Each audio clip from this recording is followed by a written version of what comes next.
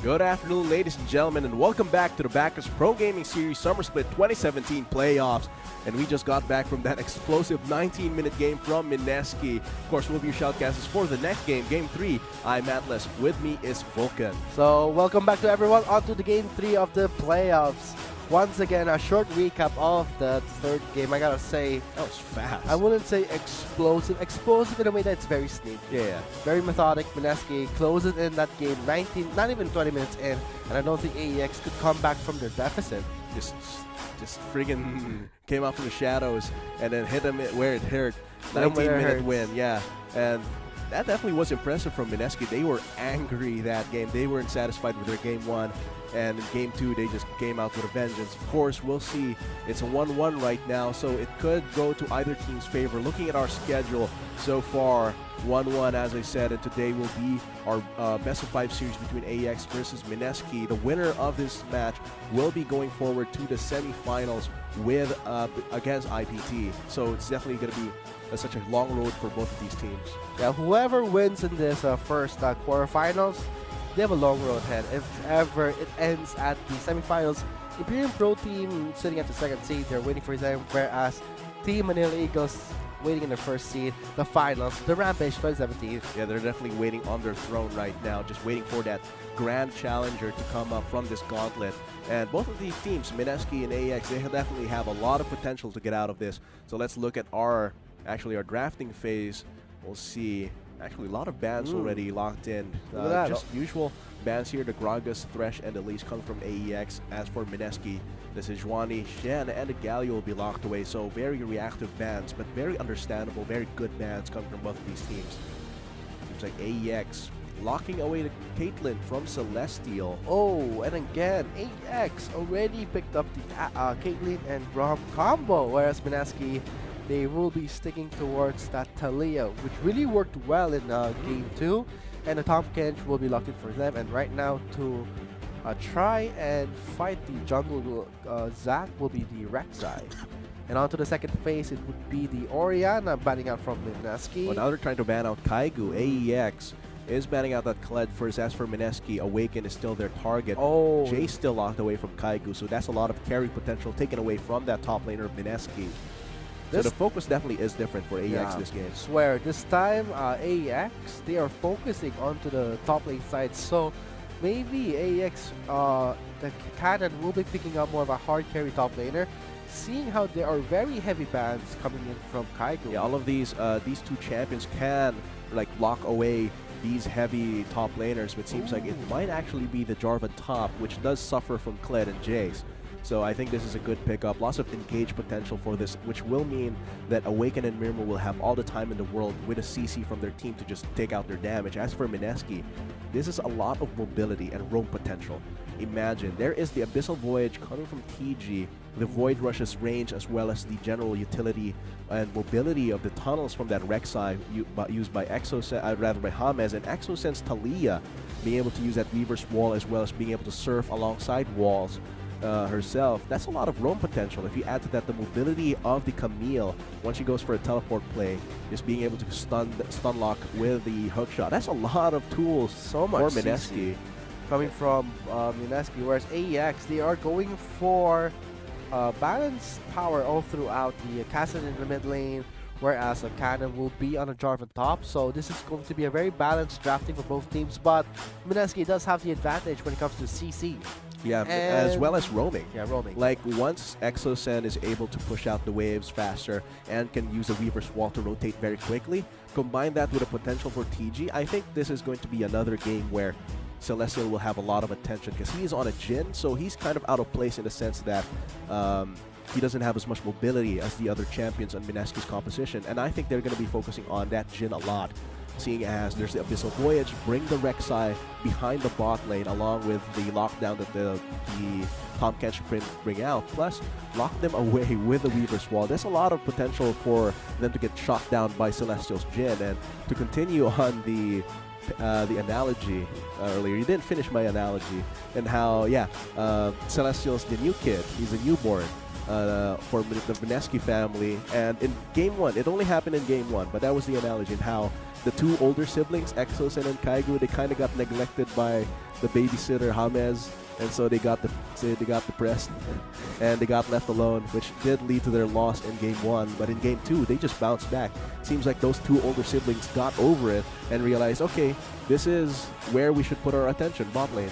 And they were able to carry their own weight in Game 2. If they can continue that kind of momentum into Game 3, this might actually be just a huge bounce back from that Game 1 coming from AEX. Of course, let's look at our top lane matchup for this one. Kaigu. Heavy numbers on Kaigu. Yeah, definitely. Kaigu, long history in the PGS. He has been to Worlds, actually, and he really wants to get back into that international stage, and this shows in his stats. Look at the CS per minute, GPM, and KDA, and I'm pretty sure his kill participation is also very high compared to Cannon. But the thing is with Cannon, don't let the numbers deceive you. The KDA is pretty much the same, and the fact is, Cannon can bring out very utility picks in the top lane, as well as these unexpected picks, as we saw earlier in the top Karma. So there's that versatility that Cannon has over Kaigu. But when it comes to just being a generally good top laner, Kaigu seems to be having this. But when it comes to getting gold, which is the main focus of the laning phase, gotta hand it to Kaigu. He is going to be a lot. I mean, highest CS per minute, highest CS overall. And I think Cannon, if he can't match the CS that Kaigu is getting from his own lane, this spells short for Cannon, especially he's on a Jarvan. But being on the Camille, which scales really late into the late game, not anymore. These items. Yeah, not anymore. But he does have 1k GPM. And I think this is like one of the few times I've seen a player with over 1,000 gold per minute, like especially on the top laner who gets a lot of attention from the jungler. So very impressive coming from Kaigu. These stats really show that Mineski is still a very powerful team as a whole with very powerful star players. Especially the newer addition, Celestial, he did try and fill in the shoes where Zencho did Lake Fob. He's doing a pretty good job, but when it comes to Kaigu and Exosen, yeah, I gotta say, the star players of Mineski, but leave it to AEX, Awaken, really filling in the shoes in the mid laner for the Iloilo Prime, whereas Cannon in the top lane this time more conventional. It would be the Jarvan, not anymore the more. Just a lot of lockdown. A lot of lockdown potential. Lots of disruption as well from Tamsu. So it's a very good balanced composition. So we see all the portraits of our players here. You can actually use that as reference for the PGS fan art contest. The last day of submissions will be tomorrow, July 15, and basically you can get more information from that from esports.garena.ph/PGS. The mechanics basically are there's 8 teams in the PGS this split. You choose one player from each team and then make fan art of that. Of course, these are 10 players right now.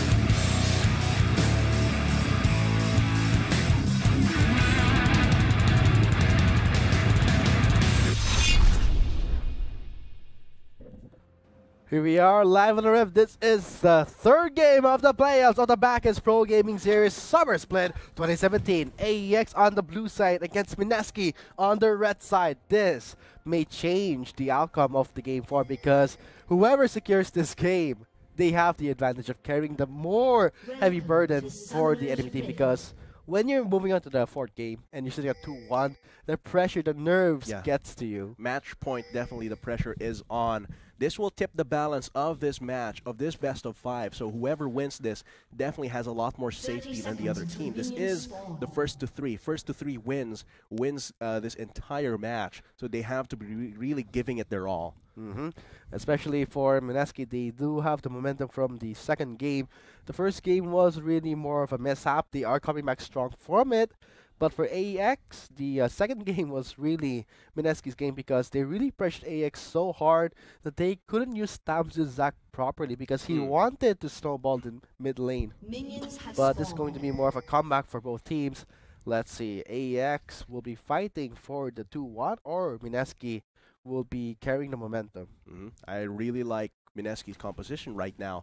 The fact is, this is a very roam heavy. I discussed this earlier in drafting. Very roam heavy. And I think that's how Mineski can win a lot of their games. Use Exosense pressure across the map. Same with James. Seems like Mineski might be going for something like this. Okay, it's just going for the Raptors once again. of early level 2 for Celestial and TG for this one. So this is stealing 2 mini Raptors from the side of AEX. Not only does this take away a little bit of XP from Tomsu when he goes for a full clear, it also means that Celestial and TG will be ahead in the experience game down there in bot lane. So that means Korosu and Mirmo cannot go for that cheesy early level 2 coming from the Braum, bringing the Ignite as well. And TG's on the Tom Kench. This is the Tom Kench we see how TG likes to play it very cheeky in a way that he wants to be this nuisance for the enemy, especially for Mirmo, because Mirmo relies on single targets and TG, this one skill can deny that completely. Definitely. Just being able to have that safety for Celestial means that they should have a lot of safety down there in the bot lane, and the fact is they get the level 2 ahead of Korosu and Mirmo.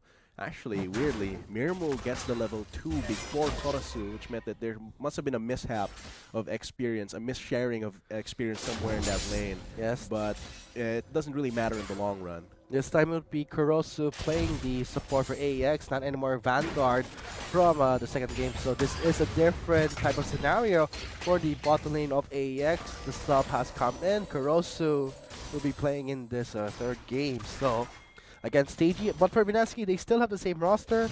Let's see how it plays out. I don't think they really need to change up much for their entire roster, considering their subs. I think this main roster should be enough for this play, or this match. Seems like, yeah, Kaigu really putting down the punishment onto Cannon, really feeling it, even with the corrupting potions, not being able to trade off evenly, completely evenly, and still being put behind in terms of the laning. And Camille has that built-in sustain. The tactical sweep is more than enough to actually out-trade the Jarvan. Yeah.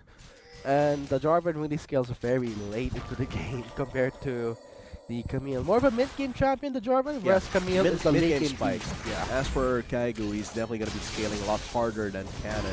It's going to be up to either James or Thompson to change the tempo of that matchup. Seems like James might be going for something here in mid lane. Going for a dive, very aggressive power dive. Awaken gets knocked into the air. James takes in the aggro. He flashed over that wall. This time it will be mid-centric. Oh man, seems like Exosin also took one turret hit there. Ooh. Awaken though, smiling from it, he does have the corrupting potion, so sustain-wise and trade, Awaken's pretty much happy with it. Tom's who's going for his own gank. Ooh. Okay, cancels it. Too risky. Yeah. Awaken did use his flash, but James, again, very low on health, might go for a green tower that he takes in one turret hit. So this is more than enough, because right now MSK is showing that AEX, that we're all over the map, gotta be afraid. Yeah, that's really the power of the Rek'Sai. It's not just showing that they're over map. Oh, look at PG for the save. Celestial eating the first stack. Ooh, gets stunned. A lot of damage coming in from Mirmo. Oh, that is a long stretching strike from Tomsu. But yeah, James, because he revealed his position twice, that means Tomsu has the information on where James is. And I think this gives him the opportunity to actually get a little bit of a steal. But I think he's under duress right now, being chased in. Oh, Awaken going in, but it will be the first blood going to MSK. Oh, the man. smite from James. Just the punish, because you do not want to face off against that Rek'Sai early in the game, especially if you're a Zac, who is, even though James was behind in HP there, James was able to regenerate enough that Tomsu could just duel Tomsu. Plus, he had help from Exosen, and because Awaken was being pushed in, I'm not sure why Tomsu went in there in the top lane, rather than the topside jungle, because that meant Exosen could just respond to his invade. A lot of overconfidence from Tomsu in that invade there actually cost the first blood. Well, he did try to really snowball the other laners. That's his job right now as a Zac, so that invade was trying for him to at least get more resources, because we did see that in the early phase, Tamsu's resources did get napped from him. Yeah, a little bit. A little bit, so he was trying to come back from it, but pays the heavy price, giving the first blood to James. Backfires a lot there. Here comes Celestial, just surviving in his bot lane. Actually, Mirmo is actually the one being pushed away from the waves. One wave behind, 41 to 49. Is actually unexpected for a Caitlyn, but when you consider that you don't have the same safety, even if you have the Braum, the safety of that Tahm Kench just allows him to trade very, very favorably. Yes, especially when you're considering the starting items. Looking at Celestial, he did start with the 3 pots, more sustained. That's essentially like 450 extra HP. And if you compare that to the 80 HP of the Doran's Blade, it's definitely a lot more. But Burma does have that lifesteal and the passive, the Warrior's Bloodlust, so for more sustain. But the pots are a more reliable source of regeneration. But in the mid side, Axel gets slingshot together to a minion, forcing out his flash. Also his Ghost, which is actually pretty big. This means Exosense roaming is going to be a little weaker. Even with a Weaver's Wall, you will have to rev up that movement speed some other way. But now that Exosen is level 6, he can roam a lot more, and I think either Cannon or Mirmo will be their targets. It seems like Mirmo is actually a more juicy target considering how aggressive TG and Celestial have been playing this. And I just love how James and Tamsu are fighting in their own jungle. Look at that. James taking it. Yeah. Tamsu doesn't even know it. Oh, TG is just there for the assist as well. Oh, Tamsu did not see that coming. The red buff. So let's see who will be taking it away. Tamsu takes it away, but TG will be swallowing him up. Tamsu gets thrown into the air. Very low health. Forced to flash away. The less balance will not happen. Exo to the mid lane. Needs up. Oh, the Blasco delivering 2 members of Mineski over that wall for a 2-man slaughter. Vermu flashes away. Curricle for the finisher. This will be a trade-off with James securing a kill onto Murmu. PG though flashes over that wall thanks to the thick skin and heal. He will be surviving. Man, that is such a great play coming from Mineski. Tamsu did not know that they were there. It's like they were hiding just right above his eyelashes, which meant that he was none the wiser. He just jumped in expecting the red buff to be there. And even though he got the red buff because James didn't have Smite, the fact is, that was still a 2v1, and I love the lockdown from PG. Swallowed him so he could away from the direction his teammate would be coming from. And the response from Exosen to just finish him off is just great. That's the power of the Taliyah, and that's why I think Taliyah is so good in this meta, especially in a mid laner like Exosen, because the roam potential, even if he loses in lane against Awaken, the fact that you can make it up, he's not even losing, but if he was, he can still make it up with the Weaver's Wall roams, and that's what he's been doing. Now he has 4 kill participation with a 3 assists, and that's honestly fine. 2 kills onto James means it's going to be a very scary Rek'Sai. And from that bot, I really love that jungle clash because the Blast Cone delivering 2 members of Mineski for AEX death, that was just priceless because from this huge lead, look at that. 0-4, that's more than enough for any team member to actually scale up and already win their own lane. Right now from that clash, we're seeing a lane swap coming from Mineski. Celestial. They did get first turret. Yes. That is such a huge gold boost. 3,200 gold lead at 10 minutes. That is actually very huge. And the itemization, looking from the clash itself, Celestial already picks up the Yeoman's Ghostblade. Actually catching up in terms of mobility with the rest of his team, plus the armor pen, the lethality of that Youmuu's. Definitely a great pickup for this Jhin. Plus, from the recent buff to the item, plus 3. Higher lethality values.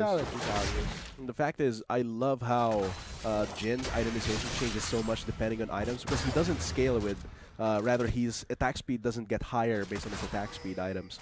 So it's very item reliant in a way that if the items get reworked, you'll be saying, but here comes Abby's Void for a flag, delivering James and knocking you off. Caroso into the air, TG picks him up. Caroso flashed away, but here comes James for the execution. Void Rush just jumped on him like it was Jaws. And that's really the power of that PG picking up the Tom Kench. Here comes Tamsu though. Going in on to James, but James knocks him off, denying the slingshot. He gets locked down by Celestial. Really, Tamsu's not having a good time in any of these games because Mineski knows the timing so well. Yeah. Tamsu could even knock any CC. The Zac is definitely a powerful pick if you consider it. It's not just the elastic slingshot. It's also this disruption of the stretching strikes as well as the let's bounce. But the fact is, James and the rest of Mineski, even TG, is very good at canceling out that elastic slingshot, which is a huge chunk of the power of that Zac. So very good. It's not a counter pick. It's more of that they know the timing specifically for that matchup. And this allows Mineski to get another turret down their belts. And this is just extending their gold lead. And the fact that Tamsu can't even help the other lanes, seeing how Mineski is pushing them way too fast. Tamsu himself, he can't even farm for his own items, so he's very set back. Same for his teammates. And 0-5, definitely that's a huge deficit. 5,000 at 11 minutes. That is just terrible for AEX right now. And if MSK gets this Rift Herald, if they actually get a kill onto Tamsu right now. Tamsu though makes it away, but the Rift Herald. Wow, Rift Herald's leash range is so big. Like, I've seen her go like almost behind that pit right there. But seems like this is their next contested objective. It is a huge objective. After all, this can result in another turret, possibly mid lane for MSK if they get it. Tamsu goes in. Onto James. James knocks him up to the air. The Unbreakable at position, very weird. The last box will deliver 2 members of MSK.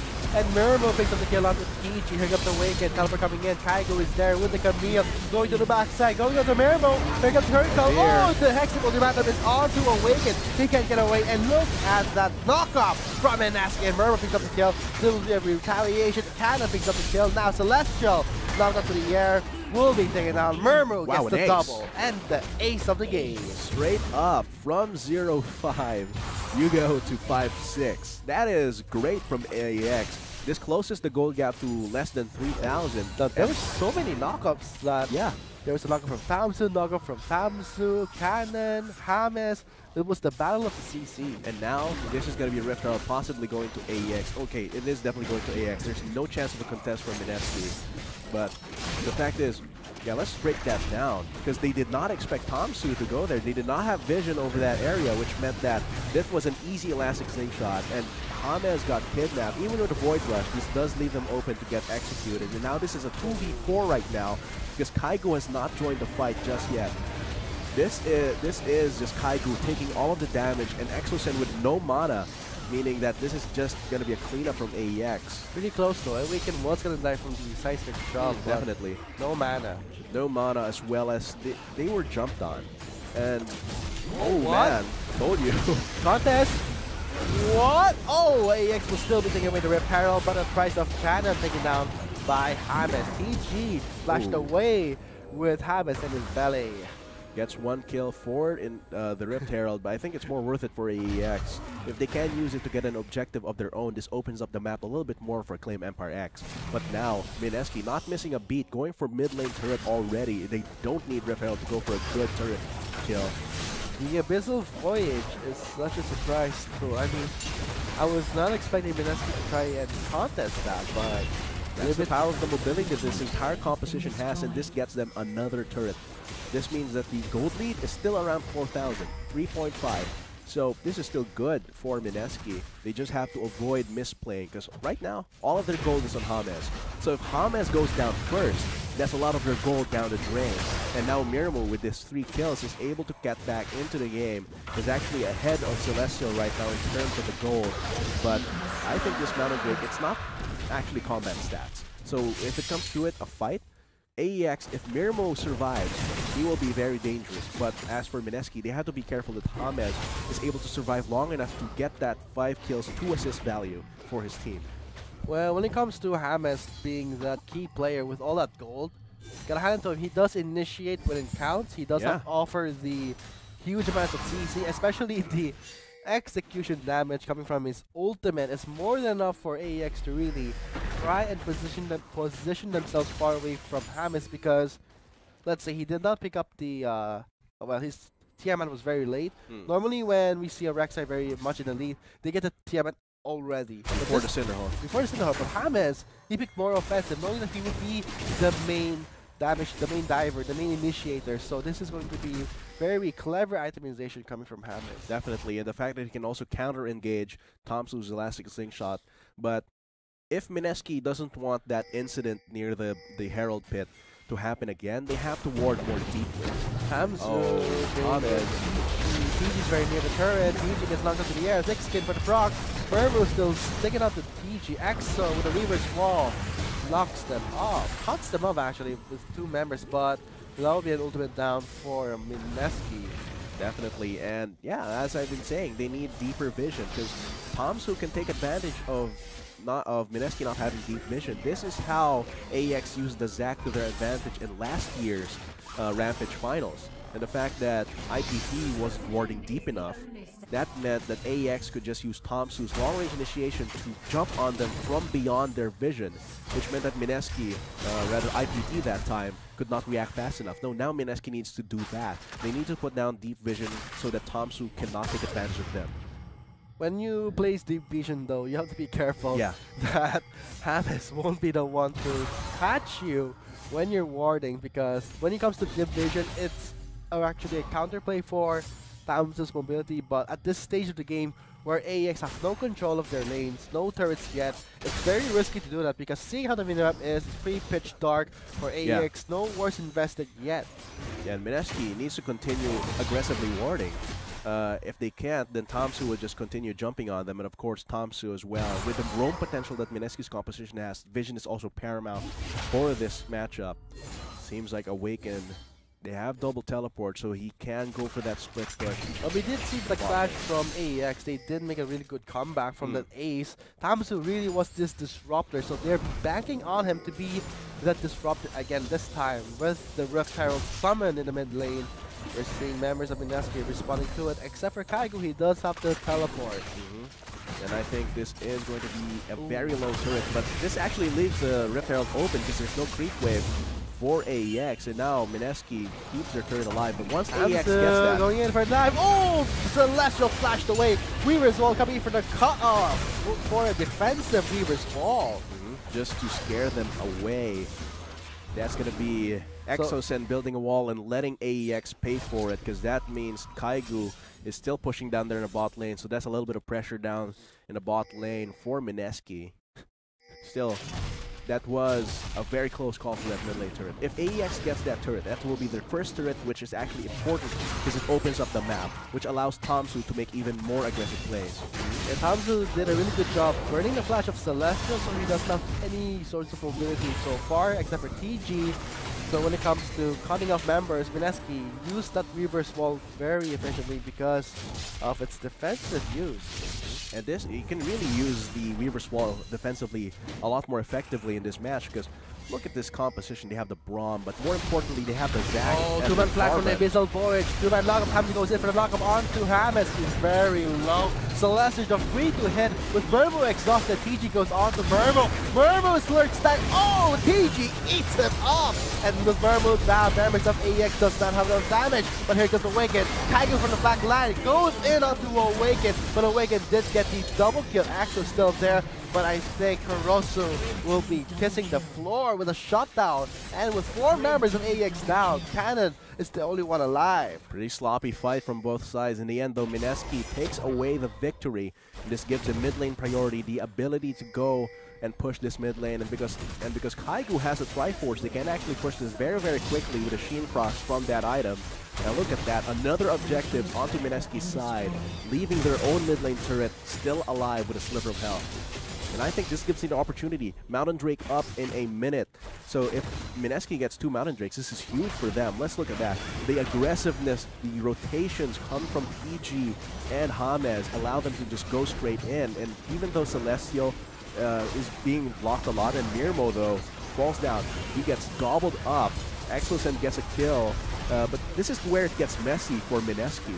Because even though they are ahead in terms of this team fight, they allow Awaken to get a few kills here because of how messy the terrain is and how messy the positioning is for both mid laner and top laner. But in the end, they get that 4 kills. They are able to push in the mid lane, which is very worth it, putting them ahead 7,000 or 6.5k ahead of AEX, which is huge at 20 minutes rather. 20 minutes in the barrier's life, so more pressure for AEX because they are coming back, but slowly and steadily. Awaken did pick up the shit and the Armseeker's Guard.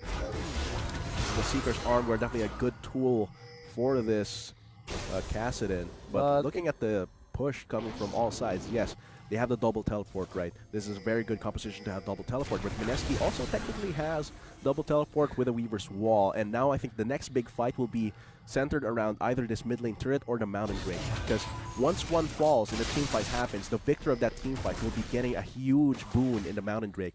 Look at Exosen. With the safety of the Weaver's Wall, he can safely go for this split push. And I don't think Tomsu will be enough to actually stop him. I think he just has to be able to survive that. First turn for AEX. Look at that, Secured however. it. 3 members go up to PG. He just ruled it out. Teleport coming in. With Hamas in the scene. Awaken is there. Hamas bursts down. Flushed away. Kaigo is in the scene.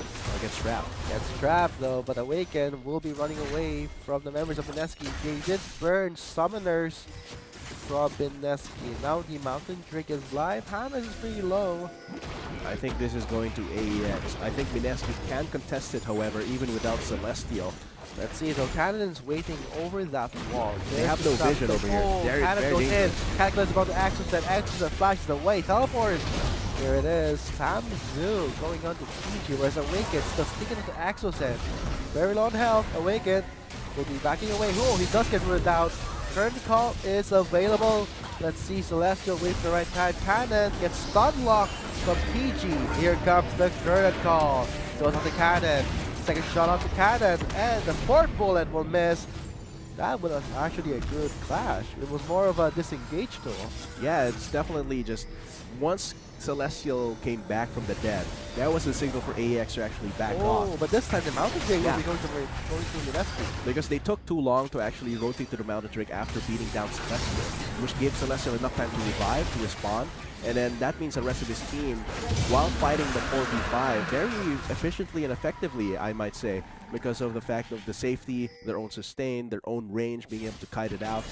I think that was a win for Mineski, definitely. They get the Mountain Drake, even though they lost 1 kill there from Celestial, they're still way ahead in terms of the objectives. 2 Mountain Drakes, gonna be... 4 turrets. Yeah, more turrets, and when they do Baron, inevitably in this game, it will be much faster. And safer. Yeah, looking at the gold, definitely ahead across the board except for James, but James has been doing his job. Look at his itemization. Look at that Knight's Vow. Very defensive, going for protecting his carries, either Kaigu, Celestial, or maybe even Exosen. So I love this adaptation from James. He's transitioning into a more bodyguarding role. He might dive in, but he's always within range enough for Celestial, either for his carry, for his ward, to actually recover health.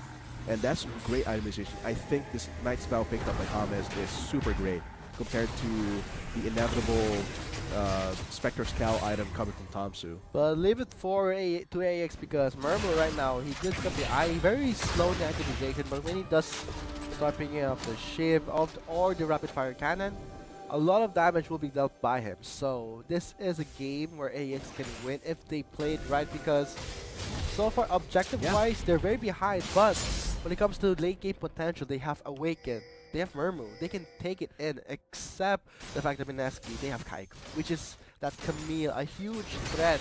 But if Who are they doing Baron right now? Wow. I don't think AX, I think they will have to check, however, but this might mean Mineski. Okay, there was a ward there, so they definitely knew. The fact is, the thing you have to talk about for AEX's gold is that their kill distribution is very nice. Like, they have 4 kills onto Awaken, 3 kills onto Mirmo, that's great. As for Mineski, they have 3 kills onto Exosen, and 5 kills on James, which is good. But they're not on the super carries like Camille and the Jin. So the longer this game goes, AEX's carries can actually continue their lead. But as for Mineski, they have to play around their jungler, who is going for a bodyguard role having 5 kills. So 5 kills onto the bodyguard role, is that efficiency? Definitely not, because looking at his itemization, it's more on tanking damage and healing for Celestial. On the other hand, Celestial does have a lot of items. He actually matches the items that Mirmo has. Oh, static shift. Static shift now locked in for Mirmo. This might be the key item that Murmur will be coming back from the... Yeah, a little bit of extra burst, a little bit of wave clear as well. If you look at it, his team doesn't have a lot of safe wave clear. So that static shield will definitely be a boon for his team once Mineski comes knocking on their turret's doors. Kaigo though, ignoring Cannon, goes straight for the turret. Yeah, at this point, definitely. Cannon, even though he goes for his burst poke combo onto Kaigo. He's very late itemization. Yeah. Titanic Hydra and now going for the Gargoyle Stone Plate. No Black Cleaver yet. Which means that, yeah, Kaigo can just play around and dance around that Jarvan. Since Jarvan doesn't have damage at all after his initial combo, Kaigo can just go for the tactical sweep to regenerate health and continue pushing, and that allowed him to get that second tier turret in the bot lane. After all the pressure that he pulled there, at the Exosen actually pulled there in the bot lane earlier in this game, which is manifesting to a huge gold lead for Mineski right now, 7,000, and the objective game as well, 5 turrets to 1. Mineski has just been playing AEX like a fiddle, and if they get this, they are getting this a little bit slowly. There comes After all, Reverse Wall Celestial. for the Oh, cut-off. Exo said, buying more time. But Cannon can't jump goes in. Over that wall, goes to the flash in. Oh, the Baron still goes to Mineski, but at what cost? TG's very low. Celestial is forced to flash away. Awaken is still chasing him down. The blast gun will save Celestial's life. TG's very low. Mermo picks him off. Man, that was a great Weaver's Wall, and look at bot lane, that was a 4v5, and even though TG sacrificed his life, that was definitely worth it. They get an inhibitor, they get Baron. This is just good tidings for Mineski right now. Oh boy, Exo, one more hit. Oh, that'll be a stun onto Exo. The time is forward, he disengaged. He does flash onto Mermo for the knockup. Execution kill won't be enough. The stun from the frostbite can cause the float. It's more than enough. And Kaigo goes onto Mermo. Mermo survives, but there is Celestial for the sneaky shot down long range. Awaken gets taken down. And now it's only Tomsu with 30 seconds on the clock for the rest of AEX. It's now Cannon and Tomsu defending against this Baroned up top lane wave. And even though there's only 2 Baron buffs left for Mineski, this is definitely worth it if they can get more out of this. It seems like Cannon is recalling very late. I don't think there's enough time for him to actually defend that top lane turret. Tomsu's gonna go in, but Cannon has no damage, and Tomsu is just a disruption tank. This is just Celestial and Kaigu taking these objectives for free, and now TG's joining the fight. He's joining in. Tomsu gets kidnapped. Actually, he's a kidnapper, but here comes the tactical sweep. Here comes Mirmo. Mirmo also defending the inhibitor. Siege is a bit low. I don't think he's gonna sacrifice himself. He won't be surviving this at all. The kill will be going towards Mirmo. That's great. Now Mirmo has 7 kills, and that's what I'm talking about. Mirmo, yes. The more kills a carry has, the more kills he can get later. That's how snowballing works. And here's how Exosen defends against Mirmo and Korosu. Of course, Spear gets taken down, but the aggressiveness from James. Here, James gets ganged up upon. The Void Rush channel actually gives Kaigu a little bit of time to catch up. And even though he just gets hit from behind there, shot in the back. And this is a cleanup coming from these 2 carries of Mineski. Definitely messy, but in the end it worked out for Mineski. And now they're still at around 9k ahead. Actually, no, they are 11,000 ahead of Mineski right now, which is a huge lead, and another Mountain Drake is live. Oh boy. 30% true damage to objectives? That is terrifying. That is harrowing for AEX, and I don't think Tomsu can afford to let Mineski take this. But this is just way too hard right now. Let's see though. Might be going for something. He doesn't even try. He can. If he risks that, that will be game set. Yeah, definitely.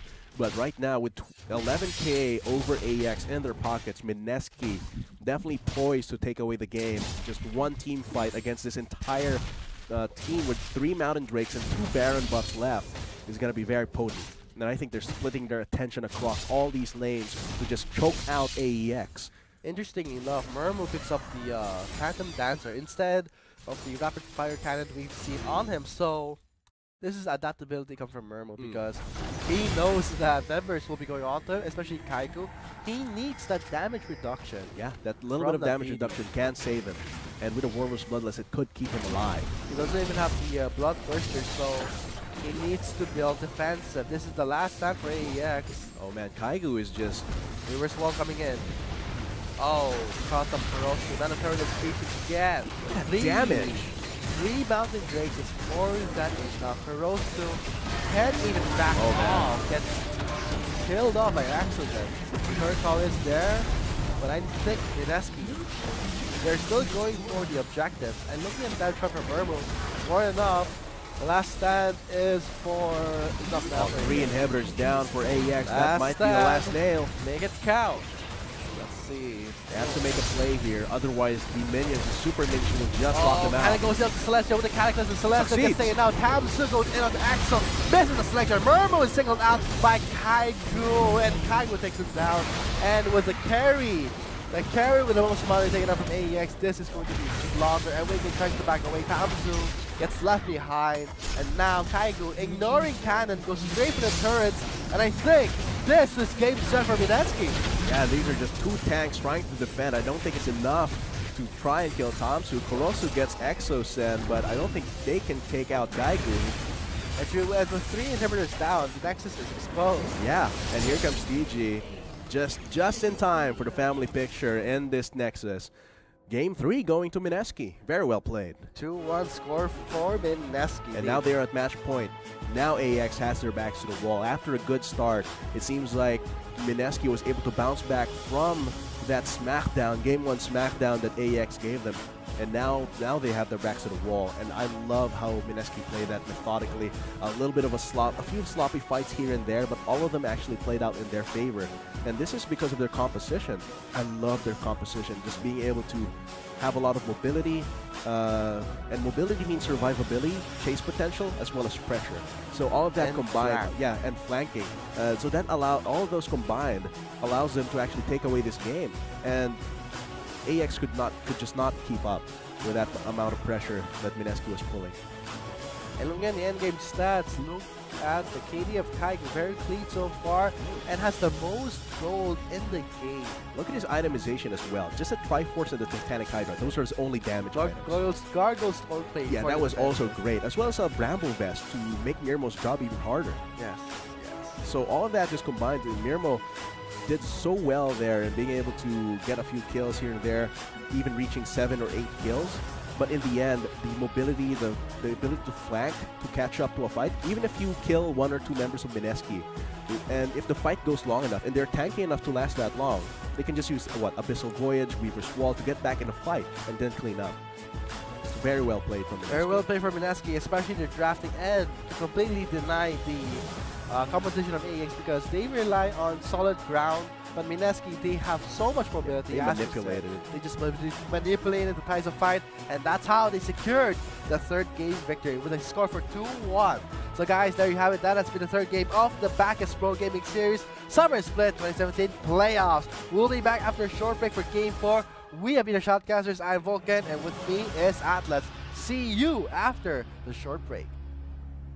As Hamas knocks him up to the air, the Unbreakable out of position, very weird. The last box will deliver 2 members of Mineski, and Mirmo picks up the kill on the team. Here comes the Awaken, Caliber coming in, Kaigo is there with the Camille, going to the backside, going to the Mirmo, here comes Hurricane, oh, the Hexable demand is on to Awaken, he can't get away, and look at that knockoff from Mineski, and Mirmo picks up the kill, still we have retaliation, Kana picks up the kill, now Celestial, knocked up to the air, will be taken out, Mirmo gets the double, and the ace of the game. Straight up from 0-5. But knockup has to go for the knockup onto Hamas. He's very low. Celeste is free to hit with Verbo exhausted. TG goes on to Verbo. Verbo slurks that. Oh, TG eats him up. And the Verbo now damage of AEX does not have enough damage. But here comes Awaken. Tiger from the back line goes in onto Awaken. But Awaken did get the double kill. Axel still there. But I think Hirosu will be kissing the floor with a shutdown. And with 4 members of AEX down, Cannon forward to disengage. He does flash on to Verbo for the knockup. Execution kill will be enough to stop from the crossfire. The cut approach more than enough. And Kaigo goes on to Verbo. Verbo survives, but there is a last kill for the sneaky shutdown long range. Awaken gets taken down. And now the white minion, super minion, just locked him out. And it goes up to Celestial with the Cataclysm. Celestial gets taken out. Kamsu goes in on the Axel. Misses the selection. Verbo is singled out by Kaigo, and Kaigo takes it down. And with the carry with the most money taken up from AEX, this is longer. Awaken tries to back away. Kamsu gets left behind. And now Kaigo, ignoring Cannon, goes straight to the turrets. And I think this is game set for Mineski. Yeah, these are just 2 tanks trying to defend. I don't think it's enough to try and kill Kamsu. Colosso gets Exos in, but I don't think they can take out Kaigo. And with 3 inhibitors down, Nexus is exposed. Yeah, and here comes DG. Just in time for the family picture in this Nexus. Game 3 going to Mineski.